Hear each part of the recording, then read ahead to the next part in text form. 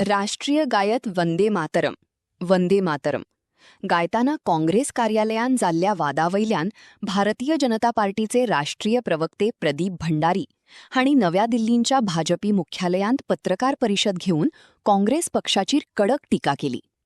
काँग्रेस पक्षाची बुद्धी आणि विचारसरणी आता नक्षलवादी जाल्ली आसा.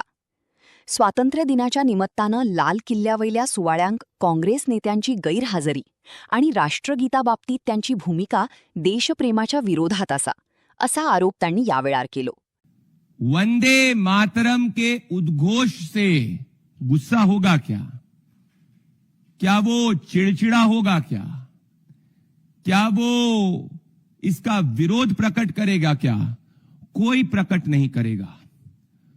वंदे मातरम का विरोध सिर्फ वही मानसिकता के लोग कर सकते हैं जिनकी मानसिकता दिमागी नक्सल इकोसिस्टम की मानसिकता है. और यही दिमागी नक्सल इकोसिस्टम की मानसिकता का दृश्य हमने कल जब देश स्वतंत्रता दिवस मना रहा था, हमने कांग्रेस पार्टी हेडक्वार्टर्स में सोनिया गांधी जी और राहुल गांधी द्वारा किया गया विरोध में देखा. The opposition of Rahul Gandhi and Sonia Gandhi on the day of independence of Vande Mataram points towards the mindset of a dimagi Naxal ecosystem mindset. ध्यान से आप देखिए, क्योंकि इसके बाद कई कांग्रेस पार्टी ने स्पष्टीकरण देने का प्रयास किया. मैं फ्रेम बाय फ्रेम आपको यह बताना चाहता हूं कि कांग्रेस ने सिर्फ फ्रीडम फाइटर्स का ही अपमान नहीं, इस देश के संविधान का, इस देश की संप्रभुता अखंडता का और इस देश के 140 करोड़ देशवासियों का अपमान किया है वंदे मातरम के उद्घोष का विरोध करते हुए. और यह सोनिया गांधी और राहुल गांधी ने किया है. अगर आप देखेंगे ध्यान से उस वीडियो को, जब वंदे मातरम का उद्घोष चल रहा था कांग्रेस पार्टी हेडक्वार्टर्स में, सोनिया गांधी यहां पे सामने इंडिकेट करती है, हाथ दिखाती है कि रुक जाओ. वो इशारा करती है कि वंदे मातरम को कांग्रेस पार्टी हेडक्वार्टर्स में रोका जाना चाहिए. फिर जब वहां पे नहीं सुना जाता है, फिर वो वापस से दूसरी बार इशारा करती है और कहती है कि रुकना अनिवार्य है. उसके बाद में वो उनको कहती है कि पीछे जो बैंड है, अगर आप ध्यान से देखें, क्योंकि ये एक ऐसी व्यक्तिगत दृश्य है जो इतना गुस्से में है कि वंदे मातरम कांग्रेस पार्टी हेडक्वार्टर्स में पूरी तरीके से कैसे गाया गया, तो वो इंडिकेट करती है और उंगली के तरी धमकी देने की कोशिश करती है. जब वहां से सब कुछ नहीं सही होता, तो फिर वो राहुल गांधी की तरफ देखती है और बाकी के जो कांग्रेस नेता उनके साथ में खड़े हैं उनकी तरफ देखती है और अपना गुस्सा प्रकट करती है.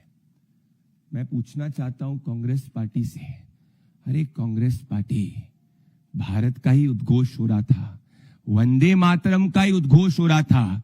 इतनी विपत्ति या इतना आक्रोश जब कांग्रेस पार्टी की रैलीज और कांग्रेस पार्टी के समर्थक पाकिस्तान जिंदाबाद के नारे लगाते थे, तब इनकी लीडरशिप को करते हुए नहीं देखा.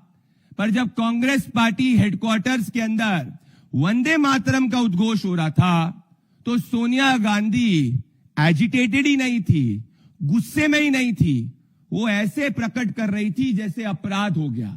The actions of the Congress party pointed towards a psyche of a दिमागी नक्सल ecosystem which behaved as if a criminal act was conducted in the Congress party headquarters. ये यहीं तक नहीं रुके. उसके बाद जब वंदे मातरम का उद्घोष कंप्लीट होता है, ये लोग साथ में मिलते हैं. यहां ध्यान से अगर आप देखेंगे, खड़गे जी हैं, सोनिया गांधी, राहुल गांधी है. और सुनिए राहुल गांधी क्या कहते हैं, और मैं आपको प्ले करना चाहता हूं. कोट अनकोट राहुल गांधी कहते हैं, We don't need to sing. We don't need to sing Vande Mataram. पहले तो राहुल गांधी जी, ये कोई गाना नहीं है, ये भारत के स्वतंत्रता सेनानियों का उद्घोष है. ये इस देश के 140 करोड़ देशवासियों के मन में जो पेट्रियोटिज्म का भाव है वो है.